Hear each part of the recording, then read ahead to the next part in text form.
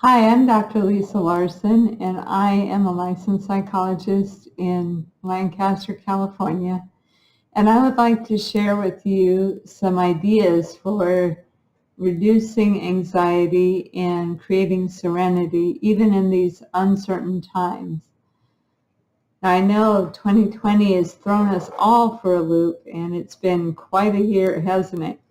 But I know that it is also possible to use this time when we're social distancing and everything to still have some peace within us and to also spread that peace to other people.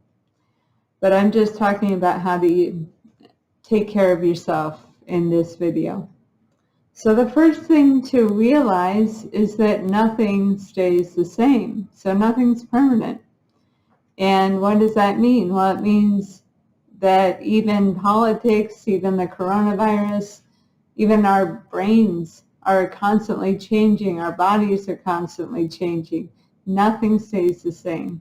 So things that you think are going to last forever, take heed, take heart, know that it isn't permanent.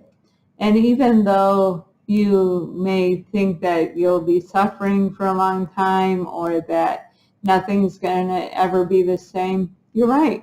Nothing will be the same, but that could be good because that could mean that we open the possibility for something great to happen, something we didn't even expect. So please remember, nothing is permanent. The second thing is to take a step back and observe what you're feeling and what's going on inside of you. And this requires a certain amount of stilling of your mind, which can be hard, especially when you're anxious, but you really can't examine your own thoughts or question your own reality if you don't take a step back. So what does it mean to observe? It means that you look within and you detach yourself from the story that you're telling yourself.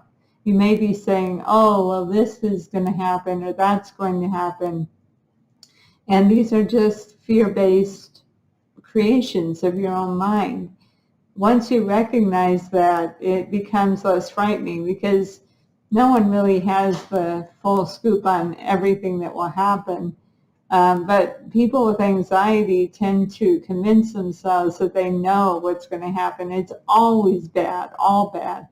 So please take a step back and don't get too attached to what you see.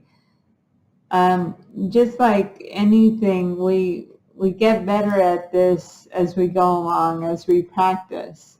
So just practicing observing your breath going in and out, observing your thoughts come and go, like clouds in the sky, like objects on a conveyor belt. All of that is good practice for being able to look at reality a little more objectively and not so reactive emotionally. We all fall into this, trust me, but the more you can learn how to observe and not praise or blame, not judge or get too attached to it, the better. And that leads to acceptance. Now, people think that to accept something means that you're okay with it. Not necessarily. Acceptance just means that you recognize that it's there and that there's not a lot you can do to change it. So you might as well accept it. People get really angry about things that are going on in the world. And so that doesn't mean that you let injustice or bigotry or anything really horrible go on your watch. You speak up about it. You make your concerns known to someone who can do something about it. But also recognize when something is beyond your pay grade, when it's beyond your control. Because the more time you waste on the stuff that you can't control, the less energy you have for yourself for making your life better. So focus on what you can do in your life to make it better, like the serenity prayer. And that involves stepping into the present moment. This is your power moment. This is the only time that you really have any control over your life. You don't have control about your past or your future. You only have right now. And the more you recognize that, the better, because a lot of people think that by thinking about the future and worrying about it and fretting, that they're doing something productive. That's just a load of, you know what, that doesn't really happen. So when you're in the present moment, you have a lot more power to do something about what's going on. And one exercise you can do is just kind of find yourself, find your body in the present moment, sitting in the chair, whatever you're sitting or lying on.